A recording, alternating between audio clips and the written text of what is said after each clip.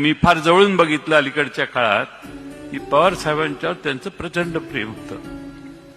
आज खरं म्हणजे पवार साहेबांचा मी तर म्हणेन आजही पवार साहेबांचा हुकमी एक्का अजित पवारच होते. एवढा अजित पवारांच्यावर शरद पवारांचा त्यांच्या कर्तबगारीवर फार मोठा विश्वास होता.